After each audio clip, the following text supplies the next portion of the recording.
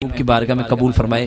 میرے کریم آقا تھوڑا سا ذرا محبت سے کہیے سبحان اللہ۔ میں ایدہ نہیں، ذرا ہاتھ چک کے بولو سبحان اللہ۔ میں ویکھنا چاہنا چادرہ جنہیں خونچ حضور دے نام دی گرمی ہے، ذرا اچھی آواز نہ بولے۔ نعرہ تکبیر، نعرہ رسالت، نعرہ تحقیق، نعرہ حیدری، نعرہ غوثیہ۔ حضرات ایک میں چھوٹی سی بات کرنے کے بعد قبلہ علامہ صاحب کو باز کے لیے دعوت دیتا ہوں، کیونکہ آپ نے بھی سننا ہے اور میں نے بھی ان کو سننا ہے۔ آج میری پہلی ملاقات ہے ان سے۔ میرے کریم آقا سرکار مدینہ صلی اللہ علیہ وسلم پہاڑوں کی وادیوں سے گزر رہے تھے، آواز آ رہی تھی الصلاۃ والسلام علیکہ یا سیدی یا رسول اللہ۔ مولا علی عرض کرتے حضور آواز آ رہی کوئی آپ پہ درود پڑھ رہا ہے حضور، لیکن درود پڑھنے والا نظر نہیں آ رہا۔ میرے آقا فرماتے علی وہ سامنے ایک پہاڑی ہے، پہاڑی پہ چوٹی ہے، چوٹی میں ایک پتھر ہے جو تیرے محبوب کی بارگاہ میں درود پاک کا نذرانہ پیش کر رہا ہے۔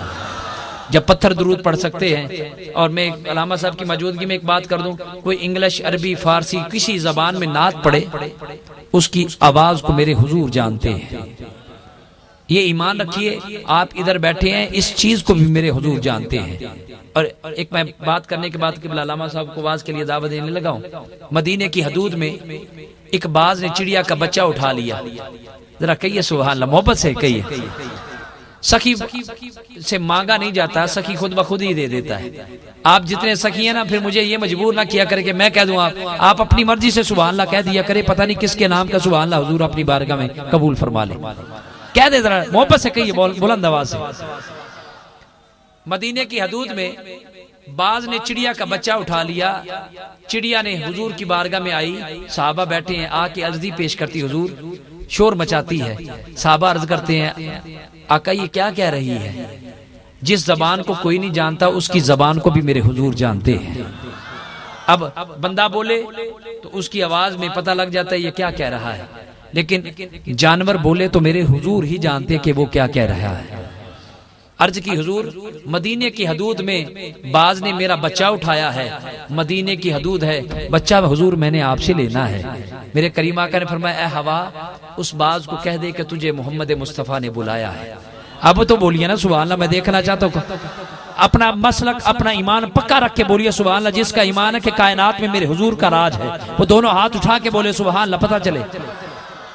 دوڑے مائی اپنی جگہ پر ہیں، لیکن کوئی ایک کام کی باتیں بھی ہو جانی چاہیے۔ اب علامہ صاحب کو میں دعوت دینے لگا تو اے ہوا اس باز کو کہہ دو کہ تجھے کریم آقا سرکار مدینہ صلی اللہ علیہ وسلم نے بلایا ہے۔ جب ہوا نے پیغام دیا، باز چڑیا کا زندہ بچہ لے کر حضور کی بارگاہ میں پہنچ گیا۔ میرے حضور نے فرمایا باز فطرت ہے تیری گوشت کھانا، جب شکار منہ میں آ جائے تو پھر اس کو کھا لیا جاتا ہے، تو نے اس کو کیوں نہیں کھایا؟ تو باز کہنے لگا حضور جب میں نے اس بچے کو اٹھایا نا، میں دیکھ رہا تھا کہ یہ اس در کی طرف اس کی ماں جا رہی ہے جس در سے کبھی کوئی خالی ہاتھ لوٹ کے آتا ہی نہیں ہے۔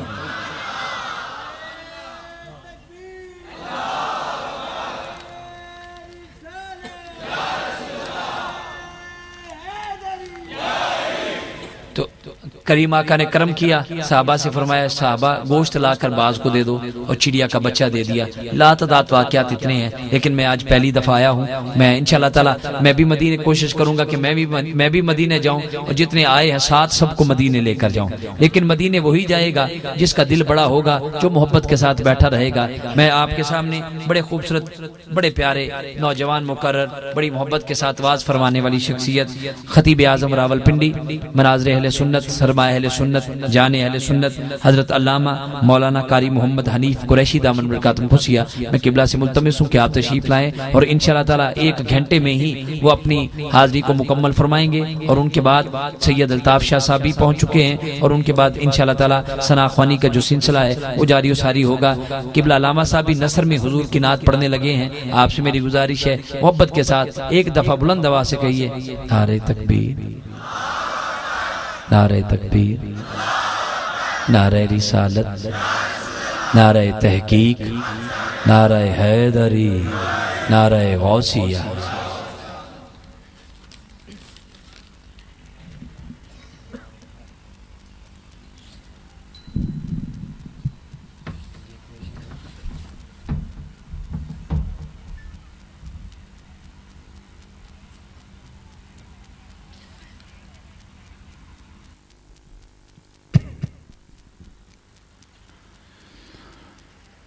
الحمد لله الذي جعل نبينا خاتم الأنبياء والصلاة والسلام على إمام القبلتين حبيبنا محمد المصطفى وعلى آله المرتضى وأصحابه المجتبى كثيرا كثيرا إلى يوم اللقاء.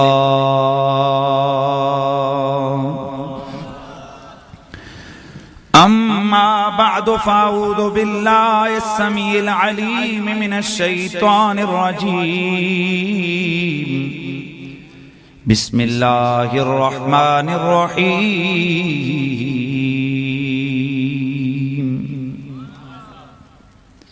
محمد رسول الله قال في مقام آخر ما كان محمد أبا أحد من رجالكم أبا أحد من رجالكم ولكن رسول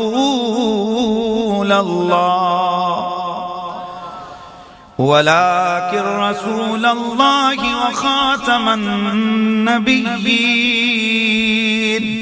وكان الله بكل شيء عليما. درود و سلام بآواز بلند.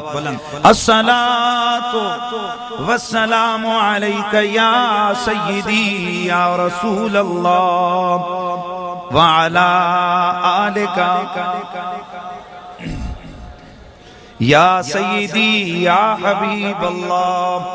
حضرات گرامی القدر، اللہ کا فضل و احسان و شکر ہے کہ اس مالک نے مجھے اور آپ کو عقیدہ صحابہ اور عقیدہ اہل بیت عطا فرمایا.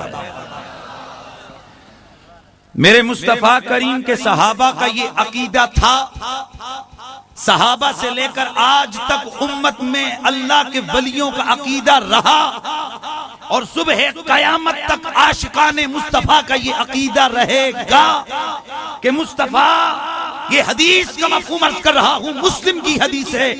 میرے مصطفیٰ، میرے آقا خود فرماتے ہیں وَمَا مِنْ أَحَدٍ يُسَلِّمُ عَلَيَّ إِلَّا رَدَّ اللَّهُ إِلَيَّ رُوحِي حَتَّى أَرُدَّ عَلَيْهِ السَّلَامَ. اور کوئی سا بھی شخص جو مجھ پر سلام پڑھتا ہے، میرا اللہ مجھے متوجہ کرتا ہے، میرا اللہ مجھے ادھر متوجہ کرتا ہے حتی ارد علیہ السلام، اور میں سلام والوں کے سلام کا جواب بھی دے دیتا ہوں. بآواز بلند کوئی زبان خاموش نہ رہے، بلند آواز سے. اور یہ بات ایک اور ذہن نشین فرما لیجئے، میں اس چیز کا اور اس جملے کا قائل نہیں ہوں کہ اتنا زور سے پڑھو کہ تمہاری آواز مدینے جائے. یہ غلط ہے. پہنچاؤ، تم چقوال نہیں پہنچا سکتے، مدینے کیسے پہنچاؤ گے؟ اور یہ کچھ روایتیں ان کو چھوڑیے، ہاتھ اوپر ہاتھ نیچے، ہاتھ آگے ہاتھ پیچھے، کیا ہے یہ؟ آداب و ذکر رسالت کے کچھ تقاضے ہیں. تو میں عرض کرنا چاہتا ہوں کہ کچھ لوگ یہ آواز لگاتے ہیں اتنا زور سے پڑھو کہ آواز مدینے جائے. بھائی غلط ہے. تیری میری آواز چکوال نہیں جا سکتی، مدینے کیسے جائے گی؟ تو سن، ہم جو آواز اونچی لگاتے ہیں یہ مدینے پہنچانے کے لیے نہیں، مصطفیٰ کو سنانے کے لیے نہیں، اس لیے کہ جسے آمینہ کا چاند کہتے ہیں اور جو حسنین کا نانا ہے، اسے میرے مالک ازلی نے وہ کمال عطا فرمایا ہے کہ وہ آواز تو آواز ہے، وہ دل کے خیال کو مدینے میں بیٹھ کے جاننے والے ہیں. یہ جو آواز اونچی ہم کرتے ہیں یہ رسول کو سنانے کے لیے نہیں کرتے، اس لیے کہ انہیں سننے کے لیے نہ اونچ میں فرق پڑتا ہے نہ نیچ میں فرق پڑتا ہے. وہ اونچا بھی ویسے سنتے ہیں جیسے دل کے خیال کو جانتے اور سنتے ہیں، وہ پست آواز کو بھی اسی طرح سنتے ہیں جیسے بلند آواز کو سنتے ہیں. اصل میں سبب یہ ہے بآواز بلند پڑھنے کا کہ اس میں ادائے فرزانگی کا اظہار ہوتا. اس میں کیا ہوتا ہے بولیے؟ ادائے فرض، عشق، محبت، ادا، وفا کا، محبت کا اظہار ہوتا ہے بس اس حوالے سے۔ اور ویسے بھی ایک روایت ایسی ہے کہ جس کو شارع دلائل الخیرات نے علامہ شعیب رحمت اللہ تعالی علیہ انہوں نے نقل کیا ہے کہ ایک اللہ کا بندہ وصال فرما گئے، کسی کامل الایمان اور کامل الذات نے ان کو خواب میں دیکھا۔ کیا بیتی؟ کہا بخشا گیا۔ سبب؟ کہا ایک دن آقا کی بارگاہ میں بلند آواز سے درود و سلام پڑھا تھا۔ تو بابا سے بلند پڑھئے، صلی اللہ علیہ یا رسول اللہ۔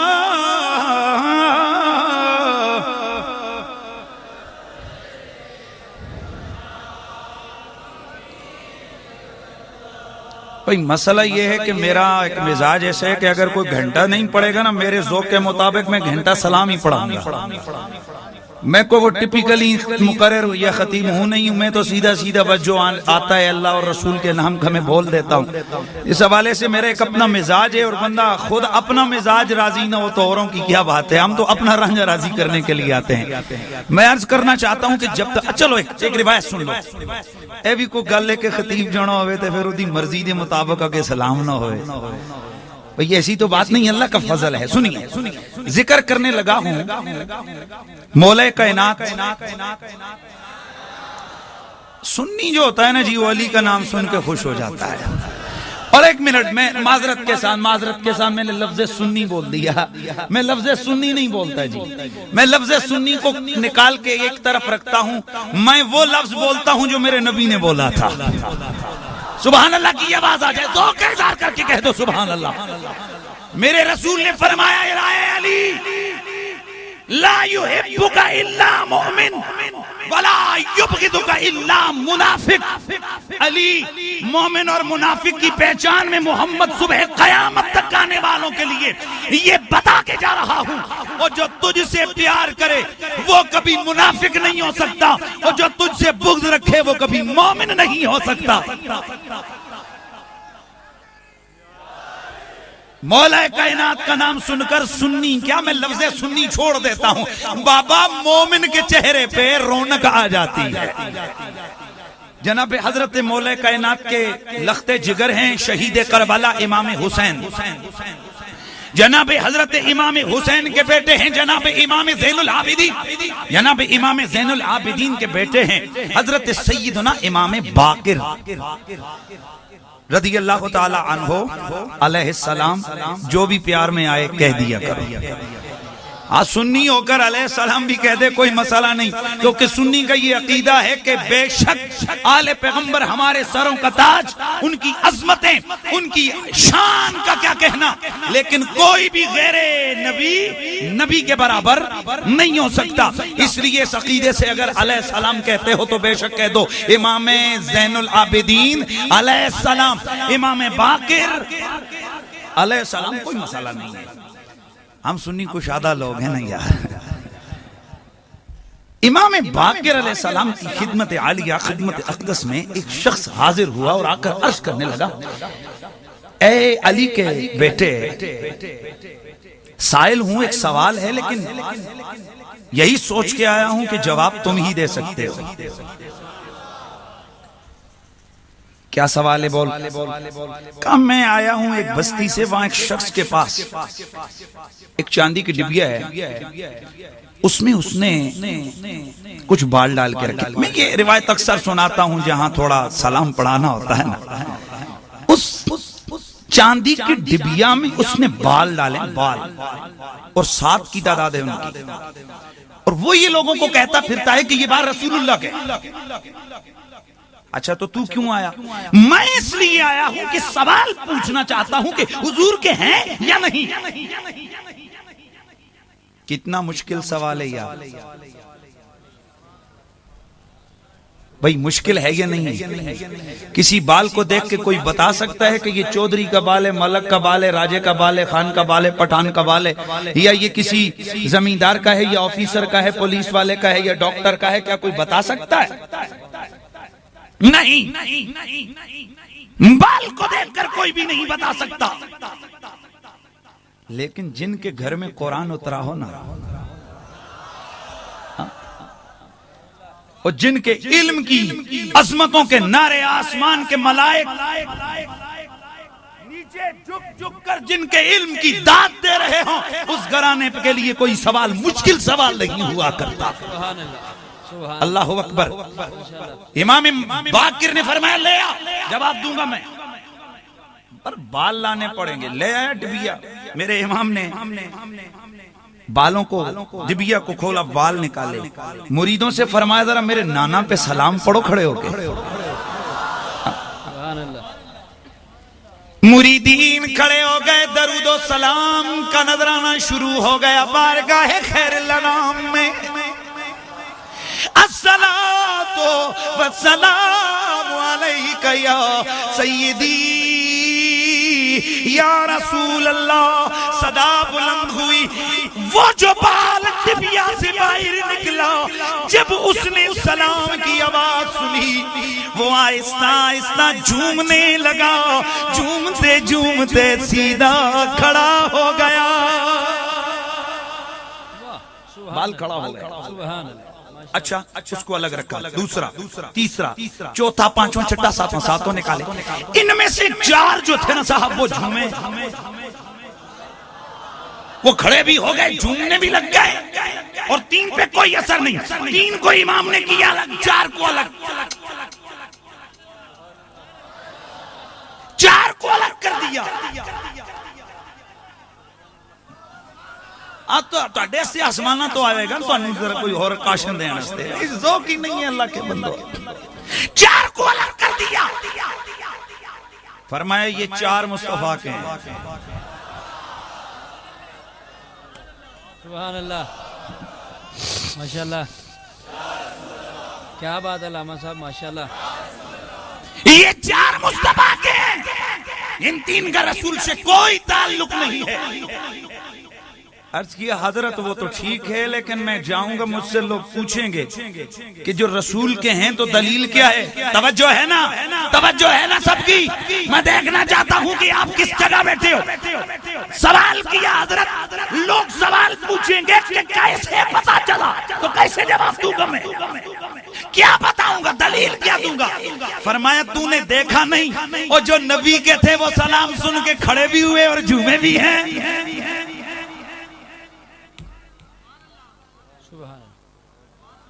آپ کو نہیں سمجھ آئے؟ جو نبی کے ہیں وہ جھومتے بھی ہیں، وہ سلام پہ کھڑے بھی ہوتے ہیں، جھومتے بھی ہیں، وہ سلام پہ کھڑے بھی ہوتے ہیں، جھومتے بھی ہیں۔ اب میں دیکھتا ہوں کہ جو نبی کا ہے وہ جھومے گا بھی اور پڑھے گا بھی، صلی اللہ علیہ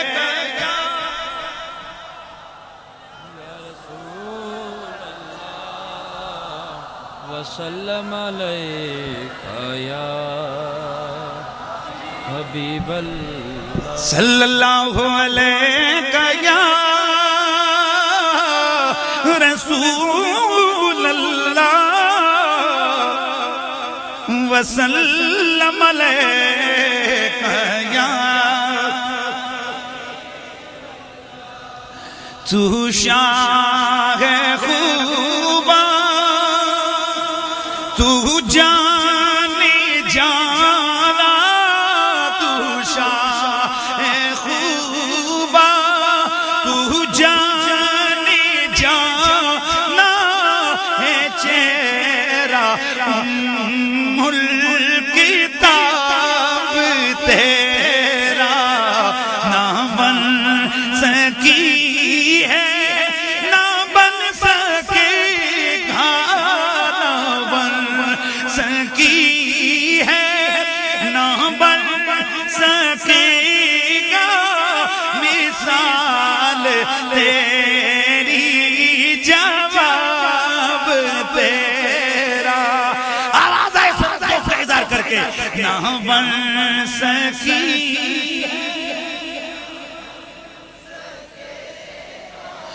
مثال تیری جواب تیرے، تو سب سے اول سب سے آخر ملا ہے حسن تمام تجھ کو، ملا ہے حسن تمام تجھ کو، عمر لاکھوں برس کی تیری گئی، عمر لاکھوں برس کی تیری، مگر ہے تازہ شباب تیرا، نہ بن سکی ہے نہ بن سکے گا مثال تیری، جواب تیرا۔ بعد از حمد و صلاۃ لائق تعظیم و تکریم رونق بزم علم و عرفان جمیع سادات ذی عزت و ذی اکرام و ذی احتشام، جمیع علماء ذی مجد و ذی اکرام، زامائے ملت اسلامیہ رونق اسٹیج، نقیب محفل، جمیع حاضرین و سامعین، السلام علیکم ورحمۃ اللہ وبرکاتہ۔ حضرات گرامی، آپ وقت کی تعیین سماعت فرما چکے،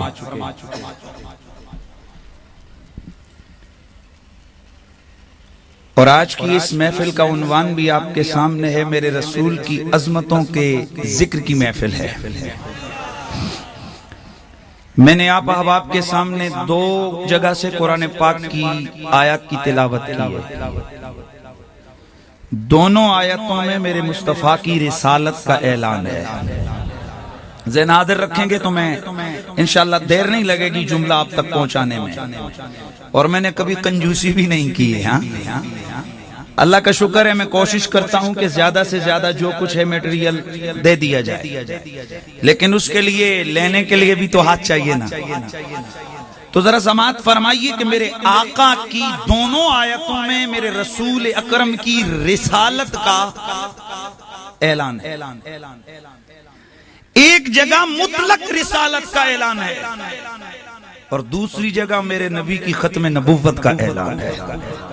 ذرا ذوق کا اظہار کیجیے اور سبحان اللہ کی آواز لگائیے۔ یاد رکھنا، رسالت کس کو کہتے ہیں؟ کائنات میں عطاؤں کا منبع اور مرکز ذات خدا بندی ہے۔ ہم اہل سنت کا یہ عقیدہ ہے، جس کو جو دیتا ہے خدا دیتا ہے، سب کچھ بنانے والا اللہ۔ ذرا اللہ کی توحید کی بات ہو نا، پتا چلے توحید پرست ہیں ہم۔ ذرا ذوق کا اظہار کر کے بتانا ہے، کائنات کا پالن ہار، کائنات کا خالق و مالک، کائنات کا مالک و مختار، علی و کبیر و متعال و سمیع و بصیر کون؟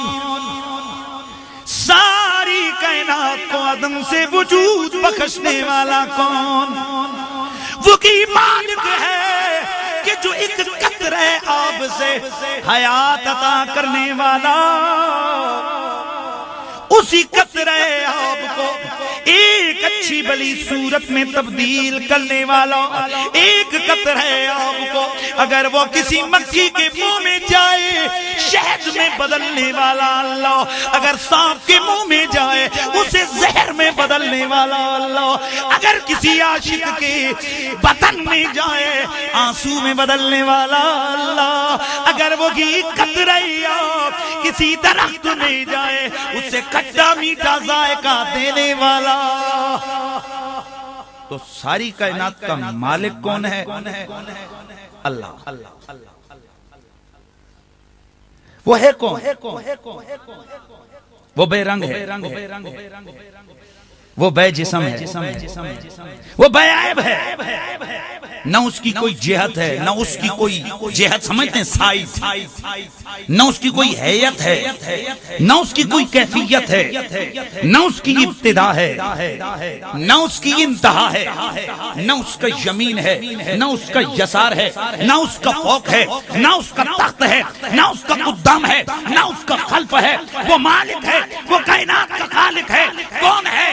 اللہ الذی لا جہت لہ ولا حیت لہ ولا جسم لہ ولا جسیم لہ ولا قسم لہ ولا قسیم لہ لا حیت لہ ولا جہت لہ ولا جسم لہ لا جسم لہ لا کیفیت لہ لا اول لہ لا آخر لہ لا مثل لہ لا مثال لہ۔ وہ مالک ہے بھی، اور پھر اتنا چھپا ہوا ہے کہ اگر سارا دن خوردبین لگا کے ڈھونڈو نہیں ملے گا۔ بھائی میں آ رہا ہوں رسالت کی طرف نا، میں ابھی رسالت کی طرف آؤں گا، پھر بتلاؤں گا کہ محمد کسے کہتے ہیں، محمد ذات محمد کون ہے۔ وہ مالک ہے بھی، اور ڈھونڈو تو ملتا نہیں، چھوؤ تو چھوا نہیں جا سکتا، سنو تو سنائی نہیں دیتا، دیکھو تو دکھائی نہیں دیتا، پکڑو تو پکڑا ہی نہیں دیتا۔ ملنے کے لیے جاؤ تو ملنے کے کوئی چانس نہیں ہے۔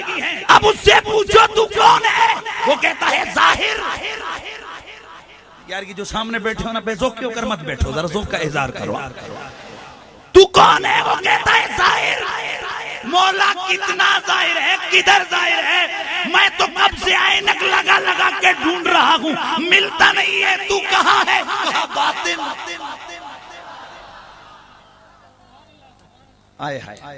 میں ظاہر ہوں، کہاں ہے مالک؟ کہا پھول کی پنکھڑی کی نزاکت میں ہوں نا، گلوں کی نکہت میں ہوں نا، اگر تو ڈھونڈنے پہ آئے تو بلبل کے ترنم میں ہوں نا، اگر باہر کیوں جاتا ہے میں تیرے اندر تو ڈھونڈ تو صحیح میں ہوں، لیکن حضرات یہ دنیا جب تک کسی کو محسوس مبصر نہ دیکھے اس وقت تک ماننے کو تیار نہیں ہوتی۔ کائنات عالم کے اندر نصاب توحید، بڑا جملہ بولنے لگا ہوں، توجہ کرنا۔ نصاب توحید، دعوی توحید محتاج تھا کسی عینی شہادت کا، کہ کوئی عینی گواہ ہو کہ جو توحید کو تکمیل میں بدل کے رکھ۔ اب کائنات ڈھونڈ رہی ہے کہ کوئی فرد واحد ہو کہ جو عینی گواہی دے، جو آ کر کہے کہ میں نے رب کو دیکھا ہے۔ کوئی ایک تلاش ہو رہا ہے، ایک کی تلاش ہو رہی ہے۔ کائنات عالم دنیا جاتی ہے، ذی عقل و ذی شعور جاتے ہیں۔ آدم اللہ ہے۔ اے سامنے جڑے بیٹھے ہو نا، یہ گنگا بن کے بیٹھنے والا میرا مزاج خراب کر دیتا ہے۔ یہ بالکل جو سامنے والے، اے پاپا وظیفے کار کر سی، بسم اللہ، توجہ میری طرف۔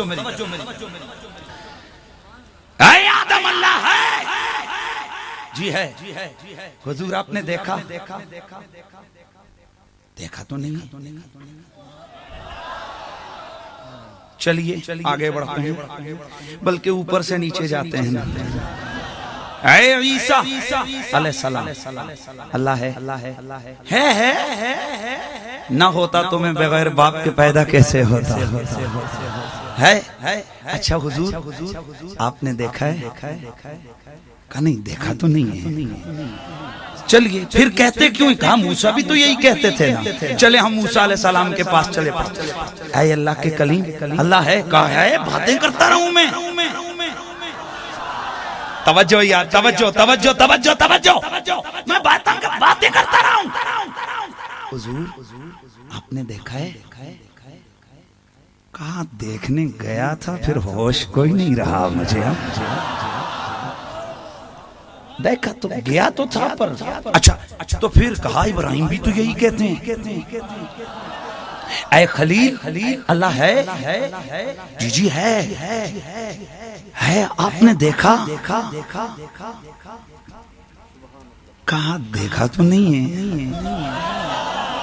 سن رہے نا سارے بھئی غور سے سن دیکھا تو نہیں ہے اچھا پھر کہا یہ تو آدم سے چل رہا ہے سلسلہ چلیے ہم آدم کے پاس آدم اللہ ہے جی ہے دیکھا ہے کہا نہیں پھر جبریل بھی تو یہی کہتا ہے آئے جبریل بتلا کیا کائنات کا خالق و مالک اللہ ہے اس لیے کہ دعوی توحید کسی اینی شاہد کو طلب کر رہا ہے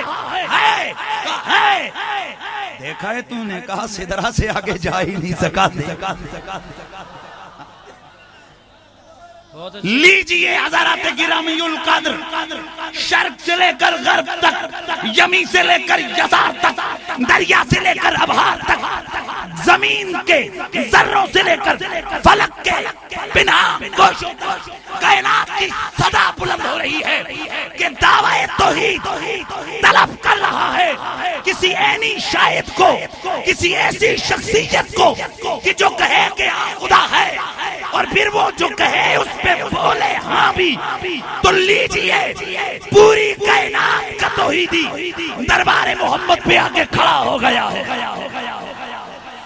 جبریل سے لے کر اسرافیل تک جناب آدم سے لے کے جناب حضرت عیسیٰ پوری کائنات کا توحیدی دربار محمد میں کھڑا ہو گیا اس لیے کہ توحید کے دعوے کی تکمیل کرنی ہے سوال کرتا ہے اے آمینہ کے چاند اے حسنین کے نانا اے زہرا کے بابا بتلائیے کہ کیا رب ہے فرمایا ہے کہا حضور دیکھا کہا صرف دیکھا ٹک ٹک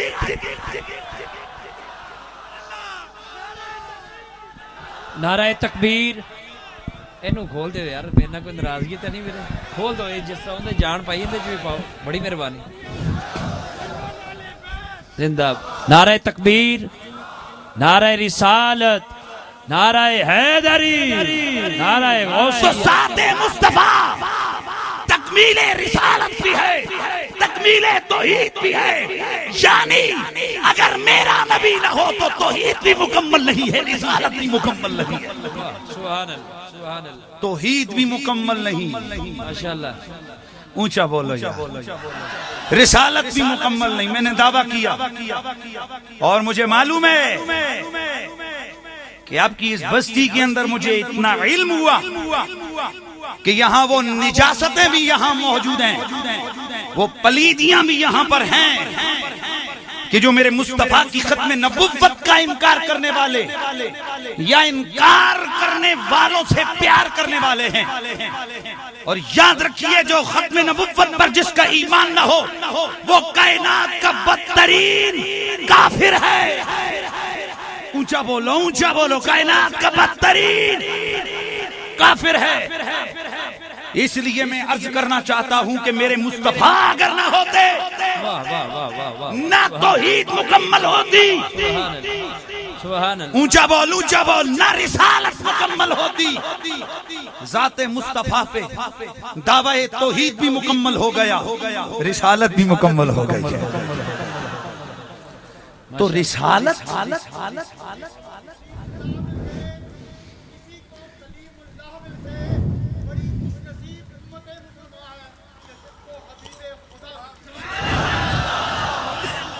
رسالت میرے رسول کے اوپر آ کر بولیے ختم ہو گئی حضرات گرامی توجہ فرمائیے رسالت اس واسطے کو کہتے ہیں بڑی عام بات کرنے لگا ہوں رسالت اس واسطے کو کہتے ہیں کہ جو واسطہ خالق سے لے کر مخلوق کو دیتا ہے میں پھر بولنے لگا ہوں اور یہ میں نہیں کہہ رہا یہ امام رازی کہہ رہے ہیں اور یہی بات میں نہیں کہہ رہا امام بیضاوی کہہ رہے ہیں الرسالہ ما یہ بولتے ہیں رسالت کیا ہے فرماتے ہی الواسطہ بین الخالق والمخلوق اور رسالت خالق اور مخلوق کے درمیان کے واسطے کا نام ہے مطلب کیا ہے تو امام علوسی نے معنی پورا کیا آپ فرماتے مطلب یہ ہے رسول وہ ہوتا ہے جو رب سے لیتا ہے مخلوق کو دیتا ہے سبحان اللہ واہ واہ واہ رب سے ماشاءاللہ اونچا اونچا اونچا اونچا رب سے مخلوق کو دیتا ہے. اور اگلا جملہ امام حقی نے پورا کیا. اور سنی تیرا عقیدہ تجھے مبارک اس لیے کہ ابو بکر سے لے کر امام مہدی تک یہ جتنے بھی اللہ والے ہیں ان کا عقیدہ اہل سنت گزرا ہے. بہت اچھے. سبحان اللہ سبحان اللہ. بھائی میں کسی کو برا نہیں کیا کہتا, بات ہے علامہ صاحب. لیکن یہ تو جمہوریت ہے نا کہ میں اپنا عقیدہ تو کھل کے بیان کروں نا. آخر مجھ پہ ٹیکس یا مجھ پہ کوئی پکڑ یا پرچہ تو ہونے نہیں لگا کہ میں اپنا عقیدہ کیوں بیان کر رہا ہوں. اس لیے کہ جن کے عقیدے میں علی مولا ہو, اور جن کے عقیدے میں کربلا کا شہید ہو, جن کے عقیدے میں اے بغداد کا عبد القادر جیلانی ہو, اور جن کے عقیدے میں گولڑے کا مہر علی ہے, وہ ناز نہ کریں تو پھر وہ کیا کریں گا. تو حضرات گرامی جو چیز عرض کرنے لگا ہوں, علامہ حقی نے بات کو پورا کیا. وقت کی فکر نہ کریں, میں نے کریکٹ جب سوئی جب میرا ٹائم ہوگا میں سیکنڈ بھی اوپر نہیں جاؤں گا انشاءاللہ. میں کریکٹ ٹائم پہ بات کو ختم کروں گا. امام حقی رحمت اللہ تعالی علیہ آپ نے بات کی, میں پھر بات کر رہا ہوں. راضی کیا بولے, بیضاوی بولے, فرمایا رسالت کس کو کہتے ہیں. ایسے نہیں بولو, وہ دیکھو ایک بابے نے شعر بولا پورے مجمع سے آواز آئی ہے. تو بھائی بولو ذوق کے اظہار کر کے بول رہے ہیں. رسالت کس کو کہتے ہیں. اللہ سے لیتا ہے. اے علامہ حقی, اللہ سے لیتا ہے, لیکن عقیدہ سنی پورا نہیں ہوا. بھی توجہ کرنا. اے علامہ حقی آپ بتائیں, آپ نے فرمایا رسالت ہی الواسطہ بین الخالق والمخلوق, اور رسالت خالق اور مخلوق کے درمیان کے واسطے کا نام ہے. مانا کیا فرماتے رسول وہ ہوتا ہے جو رب سے لیتا ہے, مخلوق کو دیتا ہے. اور یہ تو بات پرانی تھی نا, اب علامہ حقی کی نئی بات کون سی ہے. فرمایا رب سے لیتا ہے. بولو یار, مخلوق کو دیتا ہے اور مخلوق کی سنتا ہے. رب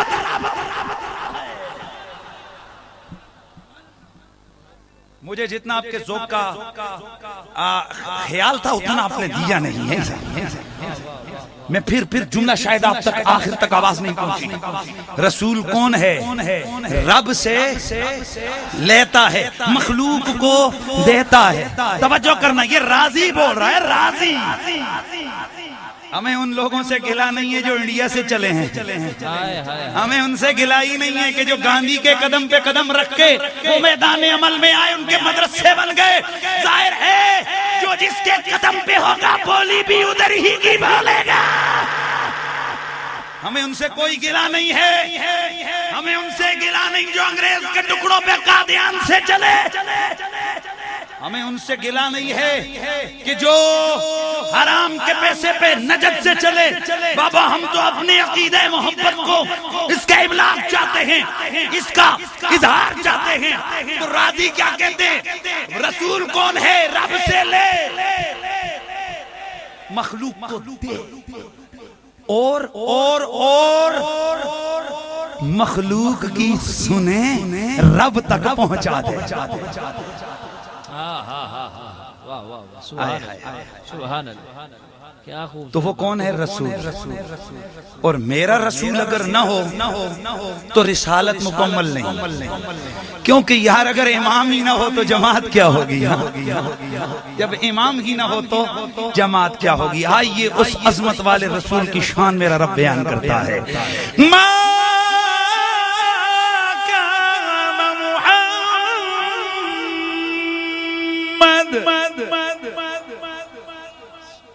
قرآن پڑھا ہے نا, تو آپ کا ہمارا ایک مزاج بن گیا ہے محفل نعتوں کا. کہ ہم لوگ جناب کوئی میاں صاحب کا دوڑا پڑے بابا بابا بابا مزہ آ گیا جیسے کوئی خطیب آ گیا. ہم لوگ بھی اللہ کا شکر ہے یہ بھی انعام ہے مالک کا, اللہ نے ہمیں بھی آواز دی ہے اور اللہ کا کرم ہے, قرآن بھی آتا ہے, حدیث بھی آتی ہے, یہ اللہ کا فیض ہے, اللہ کا دربار کا کرم ہے ماشاءاللہ. تو جو عرض کرنے لگا ہوں ذرا یہ ذہن میں رکھیے کہ بڑے سے بڑا شاعر ہو اس کا کلام ایک طرف, میرے مالک کا کلام اللہ کے کلام کا کوئی مقابلہ نہیں کر سکتا. تو میرا مالک کہتا ہے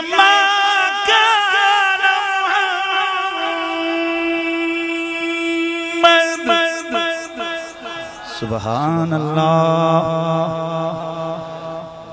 محمد نام ہی وہ رکھا ہے. اچھا سن لو محمد پہ بات ہو جاتی ہے. میں نے آپ کو پہلے کہا کہ ہمارے سے جو بات ہوتی ہے ہم لوگ کر دیتے ہیں. محمد حمد سے مفعول کا صیغہ ہے. محمد حمد سے مادہ کون سا؟ آپ بے فکر رہے کہ بھئی میں آپ کے سامنے صرف نہ منطق شروع کر دوں گا تو آپ کے اوپر سے فائر ہوں گے. نو, میں سمجھاؤں گا انشاءاللہ. فقیر کی گارنٹی ہے. کوشش ہوگی کہ ہر ایک بندہ میری بات کو سمجھے کہ میں کیا کہنے لگا ہوں. محمد حمد سے تھوڑا سا نا ٹیکنیکلی بات کر لوں. محمد حمد سے. اچھا, حمد مادہ ہے اور اسی حمد سے حمید ہے. بھئی توجہ ہے نا. حمد مادہ ہے, اسی حمد سے حمید ہے, اسی حمد سے حامد ہے, اسی حمد سے محمود ہے, اسی حمد سے احمد ہے, اسی حمد سے محمد ہے. بات سمجھا کے اٹھوں گا, یہ تو اللہ کا شکر ہے نا. سبحان اللہ. حمید رب ہے. حمید کون ہے بولیے؟ اللہ ہے نا. اللہ کا نام ہے حمید. انہ حمید مجید. حمید اللہ. اور باقی جو میں نے کہے نا احمد, محمود, حامد, محمد, یہ میرا نبی ہے. مادہ دونوں کا ایک ہے. مادہ ادھر بھی حمد اور مادہ ادھر بھی حمد. حمید اللہ. اب میں ٹیکنیکلی جو چیز عرض کرنے لگا ہوں نا, یہ صرف نحو, منطق, فلسفہ, یہ کوئی علم جھاڑنے کے لیے نہیں, یہ قرآن حدیث کو سمجھنے کے لیے پڑھا جاتا ہے. مقصد یہ ہوتا ہے کہ اگر ہم صرف پڑھ رہے ہیں, بلاغت پڑھ رہے ہیں, منطق پڑھ رہے ہیں, فلسفہ پڑھ رہے ہیں, تو اس کو کیوں پڑھ رہے ہیں؟ تاکہ قرآن و حدیث کی گہرائیوں کے اندر اتر سکے, اس مفاہیم اور مطالب اور علوم کی گہرائیوں میں اترا جا سکے. تو سنیے, حمید یہ فعیل کا وزن ہے. اور فعیل کا جو اپنا وزن ہوتا ہے نا, اس وزن پہ آنے والے صیغے کا کوئی معنی نہیں ہوتا. یعنی حمید کا کوئی معنی نہیں. میں نے بڑی بات کہہ دی. حمید کا کوئی معنی نہیں ہے. اچھا جی, حمید کا معنی تو ہم نے پڑھا ہے, قرآن میں لکھا ہوتا ہے, لیکن اس کا قانون بیان کروں گا بھی. حمید کا جو لفظ ہو, یعنی فعیل کا وزن کا لفظ ہو, اس کا اپنا کوئی معنی نہیں ہوتا. اگر اس کا معنی لینا چاہو نا تو کبھی فاعل کا وزن لائیں گے, کبھی افعل کا وزن لائیں گے, کبھی مفعول کا وزن لائیں گے. یعنی اگر حمید کا معنی لینا ہو تو حمید کا اپنا کوئی معنی نہیں, یا حامد کا معنی لیں گے, یا احمد کا معنی لیں گے, یا محمود کا معنی لیں گے. اب توجہ کر, اب میں گیا تھا رب کی توحید بیان کر. میں نے عنوان شروع کیا تھا اللہ کی حمد بیان کرنے کا. اور محفل نعت سجا کر بیٹھنے والوں ذرا دھیان سے بیٹھا کرو اور یہ ایک شعور بھی رکھا کرو. ہم پر انگلی اٹھتی ہے کہ یہ محفل نعت تو کرتے ہیں, محفل ذکر محمد تو کرتے ہیں, محفل ذکر خدا سے ہی سجاتے. حالانکہ سن لو, اور ذکر محمد ہی کو اللہ نے اپنا ذکر قرار دیا ہے. لیکن ٹیکنیکلی چیز عرض کروں گا, حمید کا اپنا کوئی معنی نہیں ہے. حمید کا معنی اگر لینا ہے نا تو کیا کریں گے, یا فاعل کا وزن لیں گے, یا افعال کا وزن لیں گے, یا مفعول کا وزن لیں گے, تب جا کے حمید کی حمد کا معنی آئے گا. تو اب جب ہم نے حمید کا معنی لینا چاہا, قانون عربی نے ہمیں بتلا دیا حمید کا اپنا کوئی معنی نہیں، یا افعل کا وزن لے یا فاعل کا وزن لے یا مفعول کا وزن لے۔ افعل کا وزن دیکھا تو احمد، فاعل کا وزن دیکھا تو حامد، مفعول کا وزن دیکھا تو محمود۔ اور جب ان کے پیچھے چھپی ہوئی ذات کو دیکھا تو حامد بھی میرا نبی، احمد بھی میرا نبی، محمود بھی میرا نبی۔ تو معنی یہ سمجھ آ گیا کہ اگر رب کی حمد کرنا چاہو تو محمد کے واسطے کے بغیر ہو ہی نہیں سکتی۔ محمد کے واسطے کے بغیر ہو ہی نہیں سکتی۔ تو میرا رب فرماتا ہے ما کان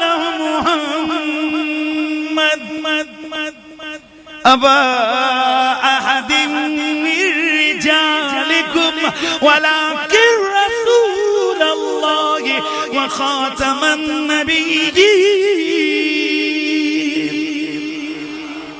وہ محمد تم میں سے کسی مرد کے باپ نہیں ہے، وہ اللہ کے رسول ہیں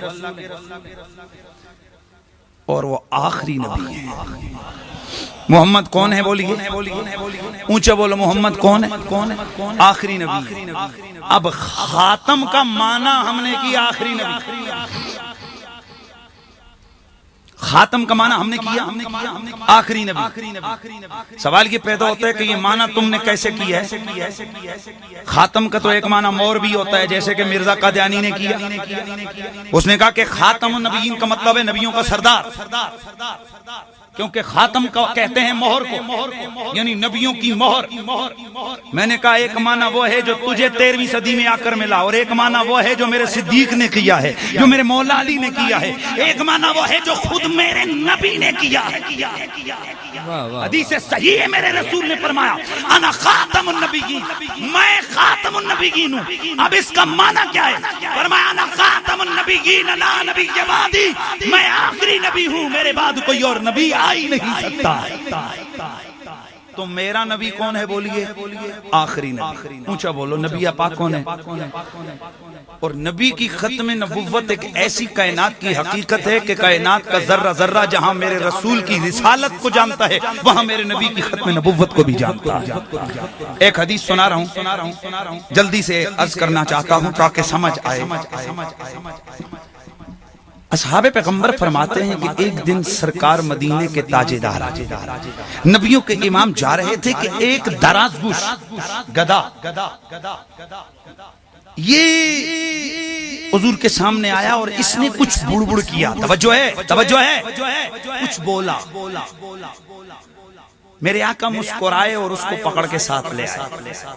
ذہن حاضر ہے سب کا؟ اصحاب پیغمبر نے عرض کی یا نبی اللہ یہ کیا کہہ رہا تھا؟ بھائی توجہ رکھنا ہے، یہ کیا کہہ رہا تھا؟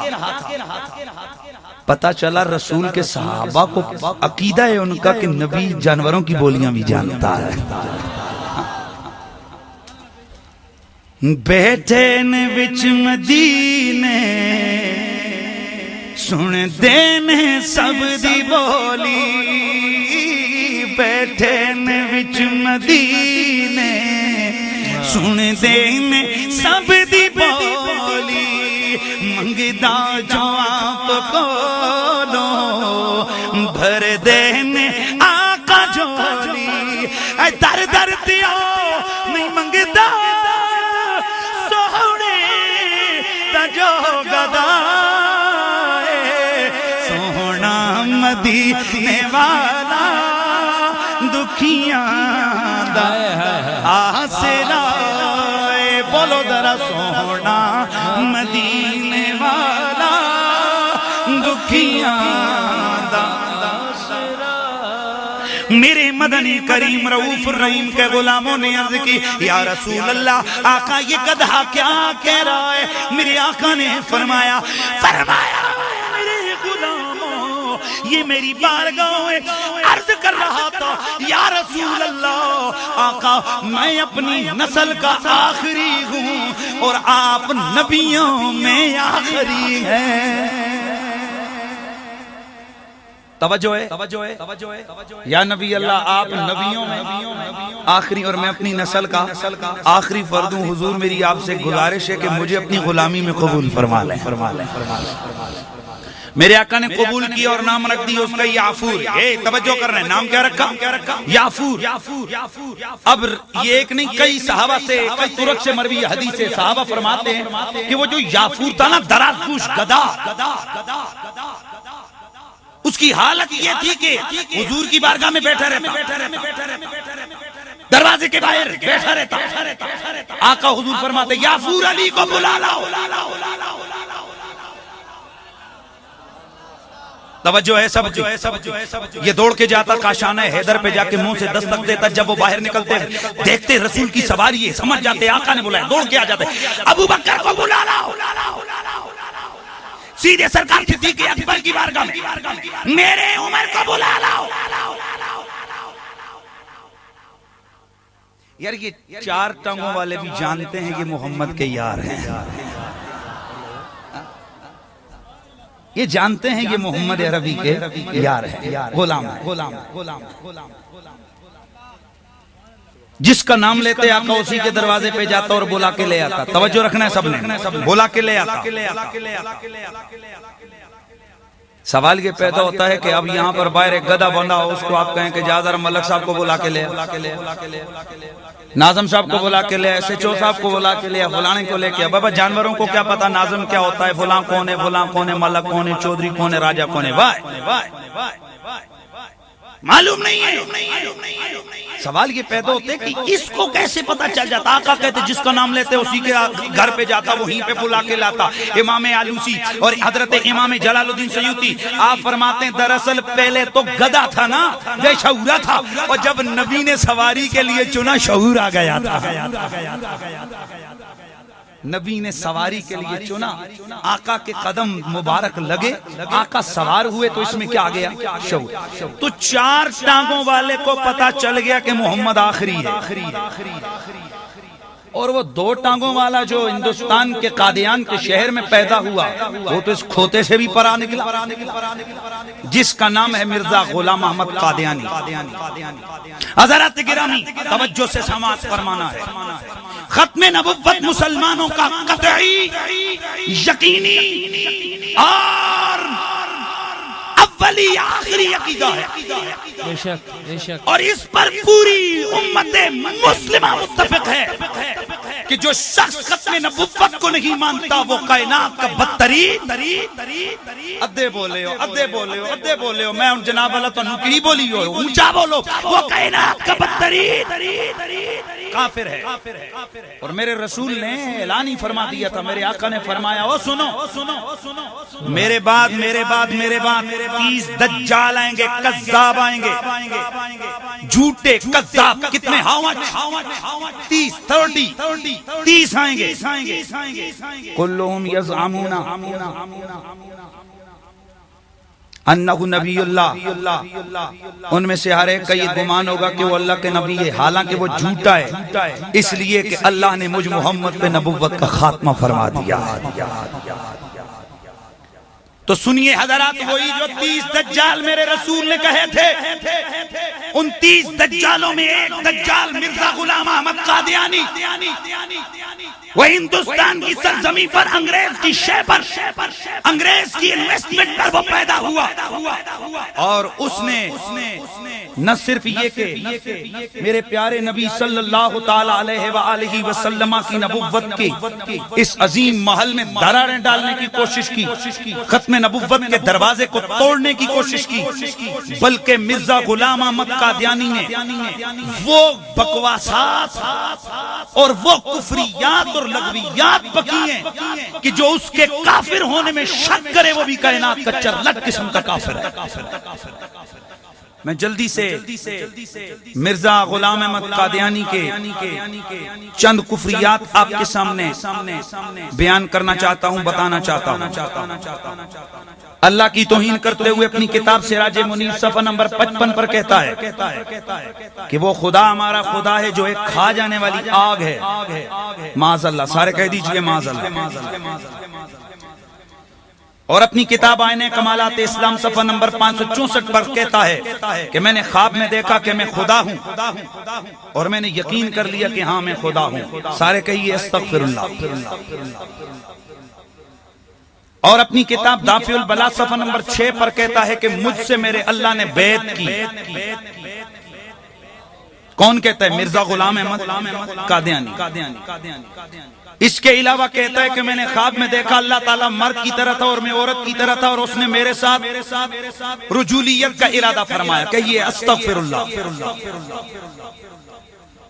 ازالہ ابہام کے اندر وہ لکھتا ہے کہ معاذ اللہ نبی پاک کو کئی الہام سمجھ نہ آئے اور نبی پاک کئی باتیں غلط بیان فرما گئے. استغفر اللہ. تحفہ گولڑویہ کتاب کے اندر کہتا ہے کہ نبی سے دین کی تکمیل نہ ہو سکی، میں نے آ کر پوری کی. اور ایک جگہ پر وہ بکواس کرتے ہوئے کہتا ہے کہ معاذ اللہ محمد کو 3000 معجزے ملے تھے، مجھے اللہ نے 3 لاکھ معجزے دیے ہیں. استغفر اللہ. اسی طرح ایک اور جگہ پر اپنی کتاب تتمہ حقیقت الوحی صفحہ نمبر 135 پر کہتا ہے کہ میرے بغیر دنیا میں کوئی ایسا نہیں آیا جس سے کوئی غلطی نہ ہوئی ہو، حتیٰ کہ محمد عربی سے بھی غلطیاں ہوئی. اس کے علاوہ کہتا ہے کہ میں خاتم النبیین ہوں، میں خاتم الاولیاء ہوں، میرے بعد اگر کوئی ولی ہوگا تو وہ مجھ سے ہوگا. اس کے علاوہ ایک جگہ پر وہ کہتا ہے کہ جس کو تم حسین کہتے ہو، اس طرح کے لاکھوں حسین میں نے اپنی آستین میں چھپا کے رکھے ہوئے. اور ایک جگہ پر لکھا کہ معاذ اللہ ابو بکر و عمر کیا تھے، وہ تو مرزا غلام احمد کی جوتیوں کے تسمے کھولنے کے لائق بھی نہیں تھے. اس کے علاوہ لکھا کہ جس قدر مجھ سے پہلے اولیاء ابدال قطب، یہ حقیقت الوحی صفحہ نمبر 391، یہ قطب امت میں جو بھی گزرے میں ان سارے ولیوں غوثوں قطبوں سے افضل ہوں. اور معاذ اللہ ثم معاذ اللہ ثم معاذ اللہ. ایک جگہ پر لکھتا ہے کہ حضرت عیسیٰ علیہ السلام تو کنجریوں کے ہاتھ سے ان کی غلطی کی کمائی کا تیل اپنے سر پہ ملواتے تھے. اور اپنی کتاب اعجاز المسیح کے اندر لکھا معاذ اللہ ثم معاذ اللہ کہ حضرت عیسیٰ علیہ السلام کے بارے میں لکھا کہ وہ تو مر گئے اور ان کی قبر کشمیر میں. اے علاقہ بون کے باسیوں، مرزا غلام احمد قادیانی کے وہ بکواسات تھے، اس کے وہ کفریات تھے کہ شیعہ ہو یا دیوبندی، سنی ہو یا اور مسالک والے، اس وقت کے تمام مسلکوں کے جید علماء نے فتویٰ دیا کہ مرزا غلام احمد قادیانی کافر ہے. کون ہے بولو؟ کافر ہے. اور صرف وہی کافر نہیں، اس مرزا کو مسلمان سمجھنے والا بھی کافر ہے. چونکہ مرزا کے پیچھے بیک پہ تھی نا گورنمنٹ، پوری برٹش گورنمنٹ، تو ایک وہ وقت آیا کہ جب مرزے نے بکواسات کرتے کرتے تمام لوگوں کو اتنا پریشان کیا کہ سارے مسلکوں والے پریشان ہو گئے. اب کیا کریں، اس کا ناطقہ کیسے بند کریں؟ سب کی نظریں گولڑے کے چاند پہ جا کر ٹھہر گئے. یہ سارے یہ وہابی دیوبندی، یہ دیوبندیوں کے بڑے بڑے مولوی، یہ شیعہ حضرات کے بڑے بڑے مجتہد، یہ غیر مقلدوں کا ثناء اللہ عصری، ان کا وہ خانپوری قاضی عبدالاحد خانپوری، یہ سارے بڑے بڑے گئے جا کر بیٹھ گئے. اے گولڑے کے میرے علی، دین تمہارے نانے کا ہے، اب ہماری بات یہاں تال نہیں کرتی. پوری برٹش گورنمنٹ اس مرزے کی پشت پہ ہے، آپ کریں گے تو آپ کریں گے. آپ نے بازو اوپر کیے، آپ نے فرمایا ہاں کربلا میں بھی نانے نے بچایا تھا، اب بھی واہ واہ واہ واہ واہ علامہ صاحب سبحان اللہ، واہ واہ بھائی کیا بات ہے. حضرات گرامی القدر، کون گولڑے کا پیر؟ جس وقت مرزا قادیانی نے مقابلہ تحریری کیا کہ میرے ساتھ تحریر کا مقابلہ کرو، میرے گولڑے کے پیر نے 10 صفوں کے مضمون سے 100 غلطیاں نکالی. مرزے کو چھٹی کا دودھ یاد آ گیا کہ ابے اب کیا ہوگا. کہنے لگا نہیں اب ایسے نہیں، اب مناظرہ ہوگا. سبحان اللہ کیا کا مناظرہ کہاں کرے گا؟ بولا لاہور کروں گا. کیسے کرے گا؟ کہاں مناظرہ ہوگا؟ آمنے سامنے. اور اینڈ بھی آ کر کہنے لگا کہ مناظرے کے بجائے ہمارا ایک اور معاملہ ہوگا. کہا ایسا کریں گے کہ میرے علی سے کہو کہ ایک طرف اسٹیج پر وہ بیٹھے گا، ایک طرف اسٹیج پہ میں بیٹھوں گا، ایک طرف اس کے سامنے ایک لنگڑا لا کر کھڑا کیا جائے گا، ایک میرے سامنے. وہ کہے گا تو اگر وہ سچا ہوا تو وہ لنگڑا ٹھیک کر دے گا، اور اگر میں سچا ہوا تو میں لنگڑے کو ٹھیک کروں گا. جب این موقع آیا لوگوں نے کہا حضرت کتابوں کے مناظرے تو چلو جو ہوگا وہ بغیرت تو اس بات پہ اڑ گیا ہے کہ لنگڑے کو ٹھیک کریں گے. میرے گولڑے کے پیر نے اپنا سینہ تان کے کھڑے ہو کے کہا او مرزے سے کہو دیر نہ لگائے، وہ آ جائے. لنگڑے کو چھوڑو، آج مردے کہے گا تو علی کا بیٹا مردے زندہ کر کے رکھ. بہت اچھے، بہت اچھے علامہ صاحب، سبحان اللہ.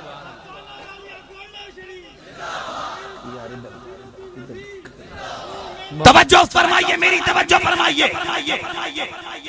دنیا نے دیکھا کہ اس مناظرے میں مرزا نہ آیا اور شکست کھائی، اس کے تابوت میں آخری کیل ٹھونکا گیا.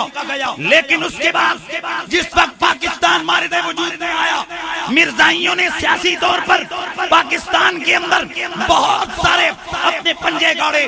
پہلا وزیر خارجہ مرزائی بن گیا. ہماری فوج کے بہت سارے جرنلوں میں مرزائی آ گئے.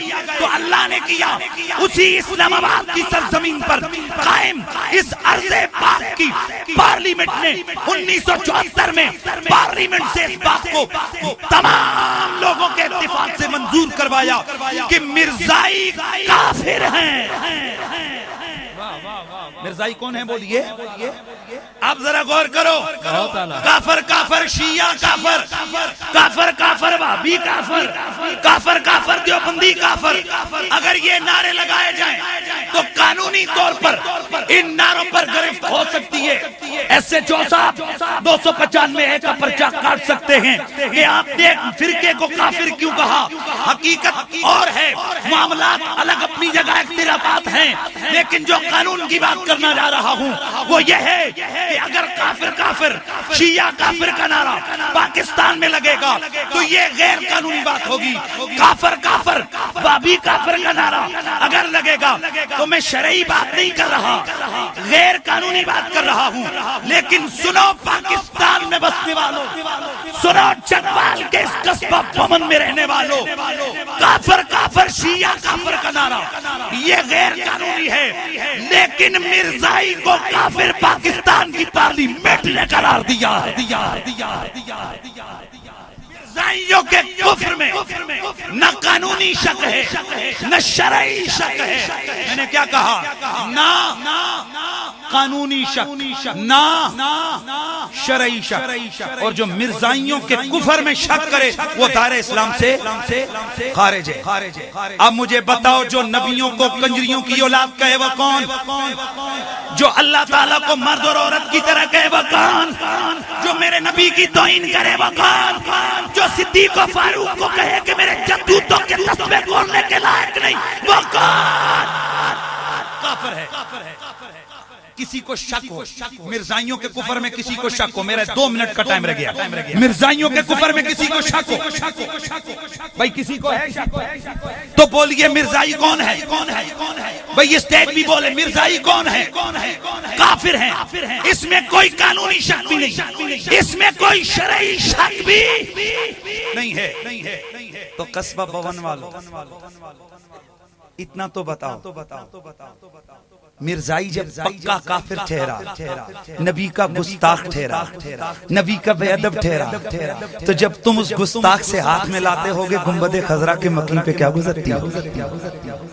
محفل نعتوں میں ساری ساری رات یا رسول اللہ کے نعرے لگانے والوں، کیا صرف نعت کی محفل سجا لینا یہ کافی ہے یا کہ کوئی ایمان کے تقاضے بھی ہیں؟ میں نے سنا ہے کہ یہاں پر تو کوئی تمیز ہی نہیں ہے، مرزائیوں کے ساتھ رشتہ داریاں شروع ہو گئی ہیں، مرزائیوں کے ساتھ تعلق داریاں شروع ہو گئی ہیں، اور لوگ کہتے ہیں جیسے شیعہ وہابی سنی مسلک ہے ویسے مرزائی بھی ایک مسلک ہے۔ سن لے، مرزائی مسلک نہیں، مرزائی کائنات کا بدترین کافر ہے۔ بولو کون ہے؟ بولو کون ہے؟ کافر ہے مرزائی، اور میرے رسول کے گستاخ ہیں، اور جب یہ کافر ہیں تو گورنمنٹ آف پاکستان کے قانون میں اور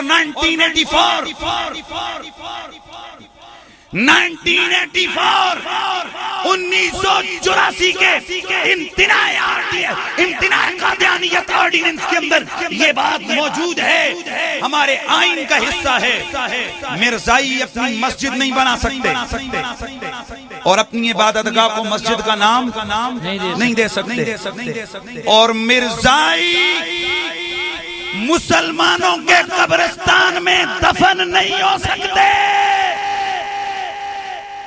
یہ ہمارے گورنمنٹ آف پاکستان کا اونچا بولو بڑی بات، مرزائیوں کا قبرستان اللہ گونچا بول، مرزائی کافر ہے اور کافر اقلیتوں کا قبرستان الگ ہے، ان کا کھانا پینا الگ ہے، ان کا اوڑھنا بچھونا الگ ہے، ان کا نکاح ماتم الگ ہے، ان کی دنیا داری الگ ہے، ان کی شریعت کے معاملات۔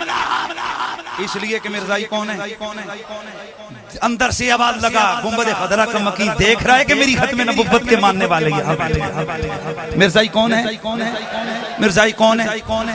تو سنیے صاحب، مرزائی مسلمانوں کے قبرستان میں دفن نہیں ہو سکتے۔ مرزائی کوئی رشتہ ان سے رشتہ دینا بھی آرام رشتہ۔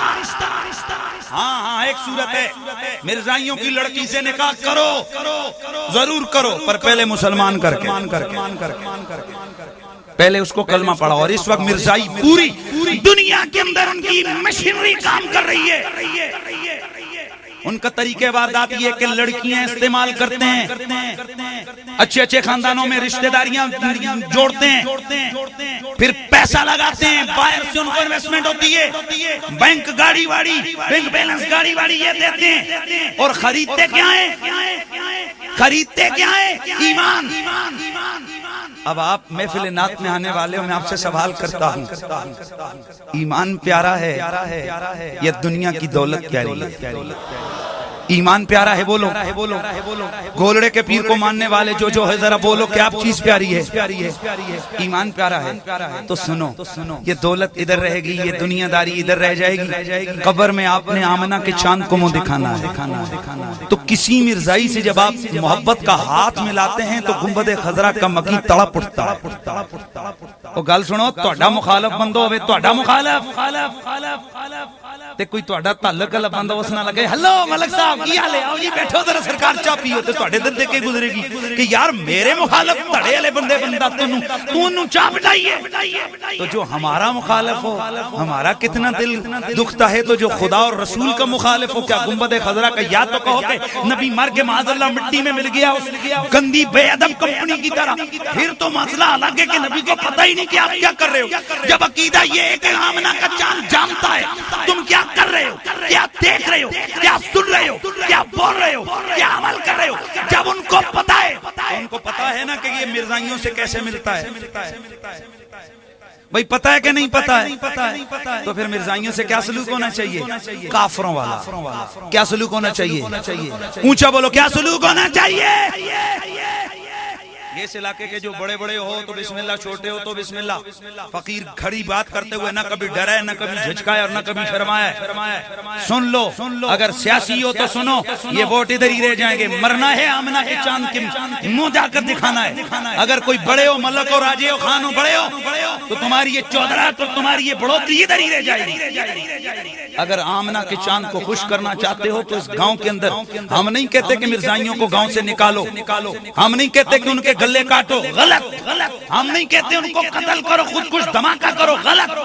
ہم کہتے ہیں مرزائیوں کا ساتھ میں رکھو، جو قانون پاکستان کو اس کے مطابق ان کا جنازہ مسلمان کے قبرستان میں دفن۔